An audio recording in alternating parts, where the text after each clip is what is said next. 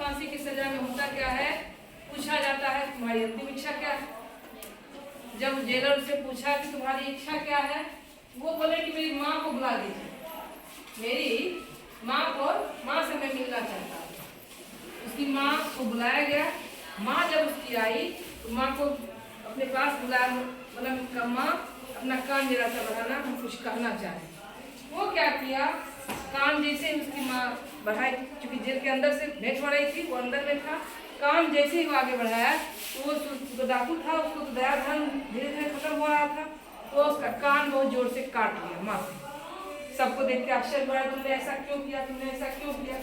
तब वो बोला, जब हम बचपन में थे इस तरह से पेंसिल चुराया करते थे और मेरी माँ खुश होकर हमको मिठाई देती थी, तो अगर बचपन में हमको रोक देती चोरी करने के लिए, आज हम इतना बड़ा डाकू नहीं बन।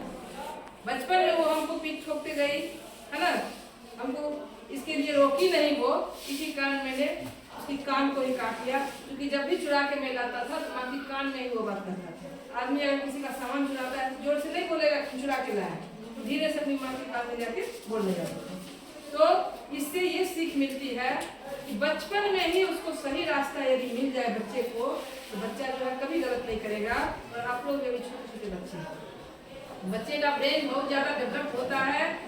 बच्चे का मैक्सिमम ब्रेन जो है बचपन में ही 8 साल की उम्र में ही 55% ब्रेन जो है डेवलप होता है, और विकसित दिमाग के कारण ये बच्चा जिस क्षेत्र में जाएगा वो अच्छा करेगा। अगर आप चोरी के क्षेत्र में गए तो वहीं आप पूरा एक्सपर्ट हो जाइए।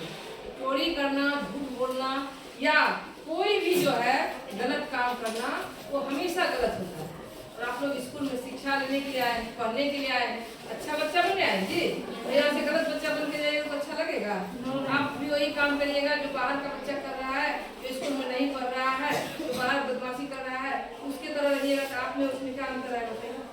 आज दिन के बाद से कोई किसी का कुछ भी नहीं लेगा, बताओ, नहीं लेगा ना?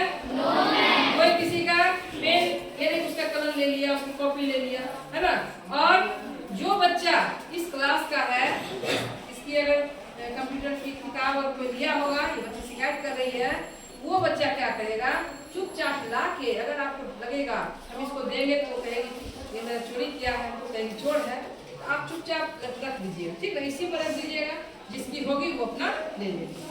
कोई बच्चा यदि ले लिया होगा, है ना, तो वो ईमानदारी से ला के यहाँ पे रख देगा, ठीक। बिस्किट लिया है, वो खाने वाली चीज है, कोई खा गया होगा, गलत बात है, लेकिन दूसरे दिन से बिल्कुल किसी के सामान में कुछ भी पड़ा हुआ है एकदम नहीं लेना है। अगर आप ये आदत पाल लीजिएगा, आपके सामने बहुत बड़ा सोने का भी कुछ रहेगा, आप नहीं लीजिएगा। सड़क पे नोटों की बंडल गिरी हुई मिलती है, बहुत बार दिखी है, लेकिन जो ऑनेस्ट पर्सन है कभी उसको छूते भी नहीं है। जान लो, दूसरे के धन को मिट्टी के समान समझना चाहिए। और अभी के समय में तो और भी है, कोई उसमें कुछ लगा के छोड़ दिया है, होता है ना जी, कोई उसमें कुछ सेट करके, बॉम्ब ही सेट करके कोई बैग मिलता है, किसी भी लावारिस सामान को नहीं छूना चाहिए, चाहे वो पैसा ही क्यों नहीं। बात समझ रहे हैं? आप लोग छोटे छोटे बच्चे हैं, आज दिन से आप किसी का कुछ चोरी नहीं कीजिएगा, नहीं ना करना है, कुछ भी नहीं करना है, किसी क्लास के बच्चे का नहीं करना। अगर आपके पास नहीं है उस चीज के लिए आप बताइएगा, है ना। और दिक्कत है उस चीज को यहाँ सुना जाएगा, समझा जाएगा बच्चे की क्या परेशानी है। रही बात, आपको हम बार बार कर रहे हैं, आप पॉकेट मनी बचा के भी किताब जरूर ले लीजिए। एक दिन खाना नहीं खाइए, आप लोग अभी 9वीं क्लास में शुरुआत किए हैं, जिस बच्चे के पास अभी भी किताब नहीं है वो जल्द से जल्द किताब खरीद लीजिए। कैसी लगी कहानी?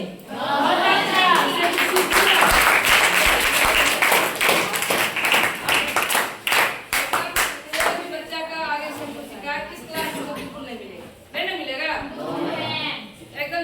जो चुराया भी है वो भी ये काम नहीं करेगा, एकदम छोड़ देगा, गंदी आदत, घर में भी नहीं लेगा किसी का सामान। चलिए, बहुत बहुत धन्यवाद। और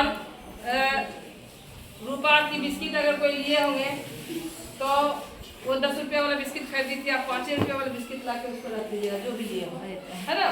सामने में नहीं देना है, ला के एक बिस्किट वहाँ पे रख देना है, ताकि वो समझ जाएगी कि हमारा जो लिया है कुछ न कुछ वहाँ रख दिया है, ठीक। चलिए, थैंक यू, धन्यवाद।